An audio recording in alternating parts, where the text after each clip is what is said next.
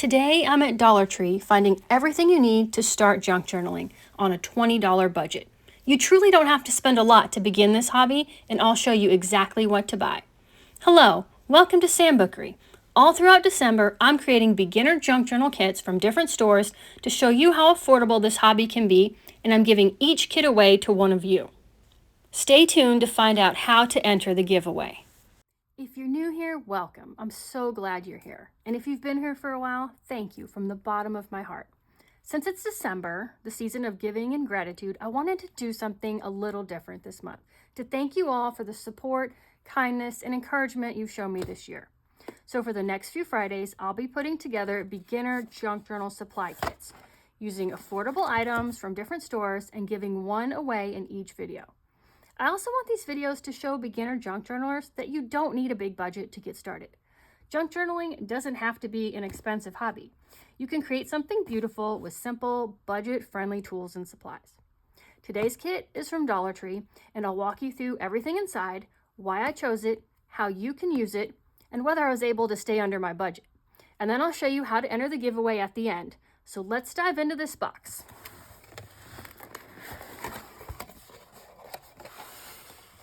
So first we have some stickers.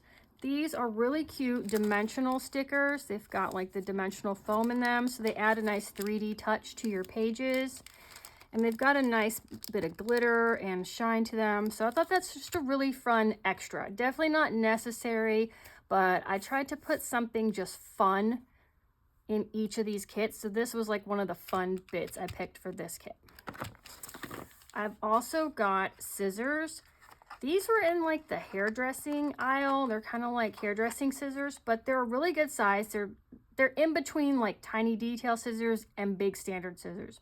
So I thought if you only had one pair of scissors to use in your journaling, this is a good medium size. It'll be good for cutting out straight edges, but it'd also be good for fussy cuts. And I just like the color of the handle too. I think it was really pretty. You'll see I've got like a color scheme going here. I also grabbed a glue stick. Glue sticks are great for getting something down quick and easy and gluing paper to paper. And this is acid free, so it is archival if you're saving your junk journals, and washable if you get it on your hands, while you're journaling. I also did pick up some Scotch double-sided tape. I've been using this stuff for years. I love double-sided tape. This is great for a really strong hold. So using when you're gluing down something thick that maybe is too stiff to use the glue stick for, use the double-sided tape. It's great. Another fun thing I grabbed just because is this really pretty roll of lace. Lace is great. I always use it in my journals if I can. This is a 1-inch wide lace. This is great to use on your spine. You can glue it on your spine, like half on the front, half on the back, or just straight down the side. And it adds a lot of stability to your spine, especially if you're just using like cardstock for your junk journal cover. This is great. It's also great to add to the edge of pages so that when the journal is closed, you see a little bit of lace sticking out the edge. So that's another thing I got. I grabbed some markers. These are great for writing or drawing in your journal, but I got these for a specific reason, which we will get to because it is down in the bottom of the box, but I will bring those back in and show you why I specifically grabbed these for this kit.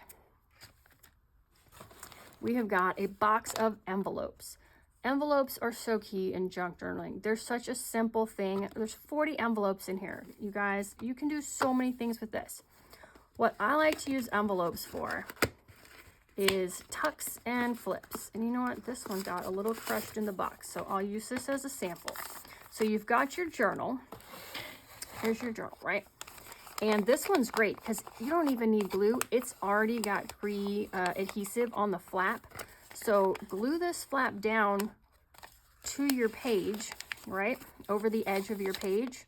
And now when you turn the page, you've got a flip out. And it's a pocket to hold things. I love putting envelopes in the journal. And then you can decorate these as well. I've got the markers here. We've got a few other things you can use to decorate the envelopes. This is crushed, so I won't put it back in the box. So if you get this one, you're getting 39 envelopes. But yeah, envelopes are great for storing if you've got ephemera and fussy cuts that you want to use in the journal, but you're just not going to use them yet. They're great for storing the ephemera in. And for making flips, I also like to use them on journal covers as like interactive journal cover elements too. I got another pocket too. We've got some coin envelopes. Coin envelopes are my favorite. I just like their size and how small they are. These are nice craft ones. And you can tuck a lot of things in here. But this has also got a gummed flap, so you can just moisten this. Give it a fold. And you can just glue this over the edge. These are great for gluing on the top of pages to make flips, like flip ups, or the bottom of your journal to do flip downs. So you flip them, and then they store things, and then you can journal here or add, journal here, add some imagery here. So these are also great, and I love the color of these. So pretty. The white you can decorate with anything as well, but these look great by themselves, especially if you're doing like a vintage style journal. Okay. What's next? Here we go. These are colored index cards. These are basically cardstock, right? In pretty colors with lines already on them. Do they have lines? Yes, they have lines on them, so you can journal on them. These are perfect. Glue these down to a page and you have instant writing space, and there's like tons of fun colors. They'll also fit inside these envelopes. So if you want to have a flip with the envelope and then tuck one of these index cards inside as a journaling card, that would be great. They're nice and stiff. You don't have to use the line side. You can turn it over to the solid colored back side, and you can use it as a tag. Just use your scissors, chop off each corner, and now you've made a tag that you can journal on or add some of these stickers to decorate. That would be really great. This blue one would look nice with these stickers. Pretty much any of these. So that is the index cards. Those are like a staple of junk journaling too. And then I found this kit. It is just cute, but I got it for several reasons. It's got binder clips. These are super cute. These are great for holding your journal open on a certain page if you're journaling in it to keep it from closing on you. They're great if you're making a journal and you need to clip your signatures together so they don't move while you are poking the holes. Also, I thought these thumbtacks, in a pinch, if you don't have anything else, you can use these to push the holes through the papers so that you can do a binding, like a simple 3-hole pamphlet stitch binding. So that's 2 reasons why I got it. And then also the paper clips. Paper clips are awesome, especially like altered paper clips. You can use them just as decoration on the edge of pages. You can use them to mark your place in the journal. So it might be cute to use like an index card, cut a little piece out and glue on either side of one end of the paper clip, and then cover it with one of these stickers. So you'll just have like a flower and then a little bit of the paper clip showing, and you can clip that on the edge of a page and it will look really pretty. Now these are magnets. I don't know what you're going to use those for, but I'm sure you will find something. They might be great as circle templates for tracing circles, to cut them out if you don't have a circle punch. If you just trace around these and then use the scissors to cut out the circles, then you can make things like portfolio closures or tabs to add on to some of the ephemera. So I thought there's a lot of uses in this kit, and there's quite a few paper clips in there. All right, another thing I grabbed were these beads. These are really pretty. They're like iridescent. We've got like an faceted. We've got clear, pink, and this black that's kind of every color. And I thought they looked cute with the stickers and kind of going with this theme color here. But what I love to use beads for in junk journals is adding them on to the strings from the signatures. When you tie in the signatures with a string, which I did get you guys some string as well.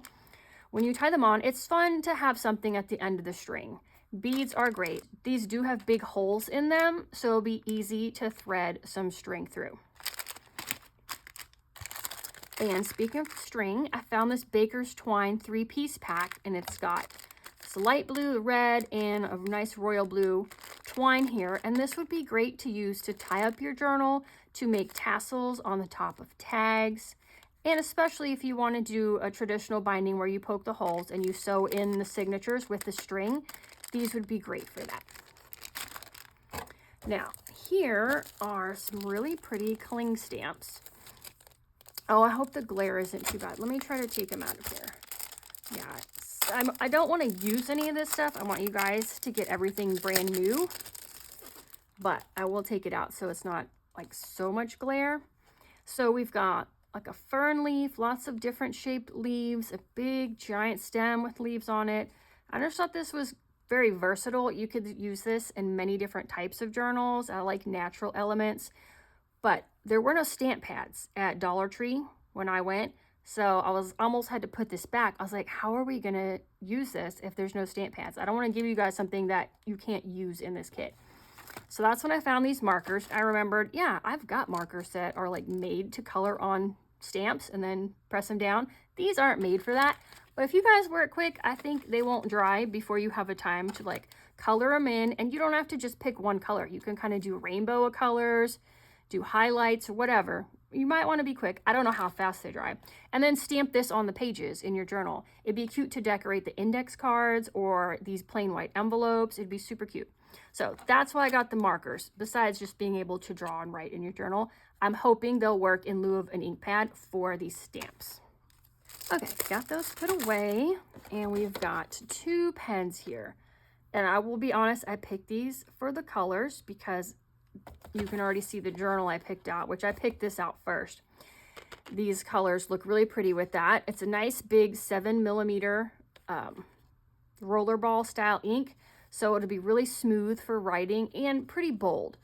So even though there might be a little bit of lighter in color, they're going to be a nice thick line, so it'll be easy to read. And it's always nice to have 2 different colors to contrast, like if you've got like a heading and then want to write underneath it, or like a title of a list and then list some items. So I got those pens. And then lastly, which was actually the first thing I picked out, was the journal. If you're new to junk journaling, having a journal already made that you can alter and add things to makes the process a lot easier. Once you get farther along in journaling and you start wanting to make your own journals out of junk, out of, packaging, papers, things that you already have, or kits, it's good to have the string, something to poke it with, and you can bind your own journals. But until you get there, it's nice to have something to start with. I thought this one was nice and pretty. It's colorful. It's kind of interesting to have the 2 sets of spirals with nothing in the middle. It kind of leaves you room to do decorative things with it.